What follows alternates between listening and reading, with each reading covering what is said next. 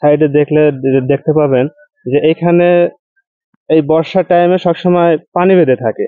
আমরা কোনো আবাদ ফসল করতে পারি না, যার কারণে আমরা বস্তা এবং ডালি পদ্ধতিতে লতা জাতীয় সবজি আবাদ করি। আমাদের নাটোর জেলার বিভিন্ন অঞ্চলে চলন বিলের পানি আসার পর এখানে জমিগুলা জলাবদ্ধ অবস্থায় থাকে।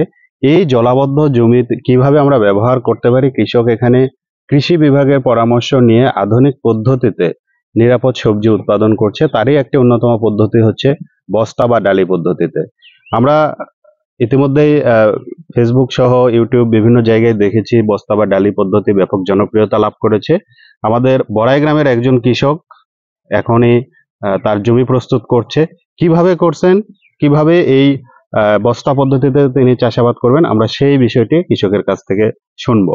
আমরা একটু জানতে চাচ্ছি যে এই যে জমিটা পানিবদ্ধ অবস্থায় থাকবে আর কিছুদিন পর আপনি বস্তা প্রস্তুত করছেন, এটা কেমন করে করবেন, কি কি কার্যক্রম এখানে আপনি বাস্তবায়ন করবেন? আসলে আপনারা সাইডে দেখতে পাবেন যে এখানে এই বর্ষার টাইমে সবসময় পানি বেঁধে থাকে।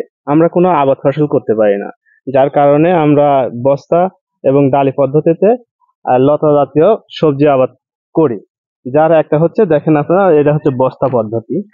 এই বস্তা পদ্ধতি মাধ্যম দিয়ে আমরা বিভিন্ন সবজি তৈরি করে থাকি, উৎপাদন করি। এই বস্তার মধ্যে কি কি দিয়েছেন? এই বস্তার মধ্যে আছে বিশেষ করে যে আমাদের কচুরি পানা আছে। কচুরি পানা আমরা একটা স্তূপ করি।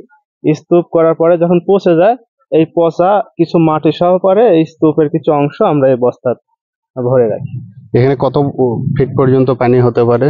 এখানে মোটামুটি 3 থেকে 4 ফিট পর্যন্ত পানি এখানে হয়। এখানে কোনো আবাদ হয় না। এই যে বস্তা রেখেছেন, এটা পরবর্তীতে কি করবেন? এটা বস্তা আমরা রাখছি, এটা পরে যখন পানি আসবে তখন আমরা বাঁশের যে আছে, বাঁশের এরকম ভাবে কেচি করব, কেচি করে এর উপরে উঠায় ফেলবো। মানে 3টা বা 4টা বাঁশ দিবেন, দিয়ে এটাকে কেচি করবেন, তার উপরে বস্তাটা স্থাপন করবেন। দিব, আমাদের পানি যখন উপরে উঠে যাবে আমরা বস্তাটাও উঁচা উপরে নেবেন। তো যেহেতু পানি আসে না, এই জন্য বস্তা এখন প্রস্তুত করছেন। জি, আমরা এখন প্রস্তুত চলছে, পরবর্তীতে আমরা উঁচু করে দেব। এরপরে যে উঁচু করলেন, এখানে বস্তা তুলে দেবেন, উপরে কি আপনারা মাচা বা অন্য কিছু দেবেন কিনা? জি জি, আপনারা দেখেন যে আমরা এই পাশে আমরা করছিলাম গতবার। তো এই যে মাথাটা দেখছেন, এরকম ভাবে আমরা মাথাটা উঁচা করে দেব। এদিকে দেখাও। তো এখানে আপনারা কি কি ফসল চাষাবাদ করেন, আসেন আমরা একটু দেখি। এখানে লতা জাতীয় বিভিন্ন রকমের সবজি আমরা চাষাবাদ করে থাকি। তুমি এদিক থেকে নাও। লাউ আছে, সিম আছে, বরবটি, শসা, এই জাতীয় আর কি লতা জাতীয় যে সকল ফসল আছে আমরা প্রায় সবই এখানে চাষ করি। এবং নিচে দেখলে আপনারা দেখবেন যে এখানে আমরা মাছটাও চাষ করি। মানে জমির নিচে হবে মাছ, পানিতে যখন পানি থাকবে আমরা মাছ চাষ করব। আর এই বস্তাতে করে আপনি বিভিন্ন ধরনের সবজি লাগাবেন, সেটা মাচার উপরে থাকবে।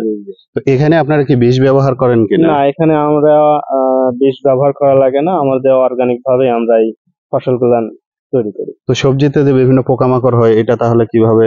আমরা অর্গানিক ভাবে দেখা যাচ্ছে যে নিম পাতা, মানে যে সকল আছে, আর এখানে বিশেষ করে ওই রকম ভাবে আমরা ডালি পদ্ধতি করার কারণে মাটির থেকে তো দূরত্বে থাকে, যার কারণে পোকামাকড় কিংবা পচন রোগটা অনেক কম হয়। আরেকটা বিষয় থাকে যে প্রখর রোদ্রে পোকামাকড় লুকানোর জন্য মাটি খোঁজে, কিন্তু মাটি পায় না, যে নিচে পড়ে যায় মাছের খাবার হয়। একই সাথে আপনার পোকামাকড়ও নষ্ট হচ্ছে, আবার মাছের খাবারটাও এখানে আসতেছে। তাহলে দেখেন, আমরা কিন্তু একই জমিতে নিচে যেমন মাছ চাষ করতে পারছি, এই মাছ চাষের সাথে সাথে উপরে সবজি চাষ হচ্ছে, এবং সেটা কিন্তু নিরাপদ আকারে আমাদের এখানে উৎপাদিত হচ্ছে। তো আমাদের যে সকল জায়গায় এইরকম জলাবদ্ধ অবস্থা তৈরি হয়, সেই সকল জায়গায় কিন্তু আমরা চাইলে এইরকম বড়াই গ্রামের মতো আমরা ডালি পদ্ধতি অথবা বস্তা পদ্ধতিতে কিন্তু চাষাবাদ করতে পারি।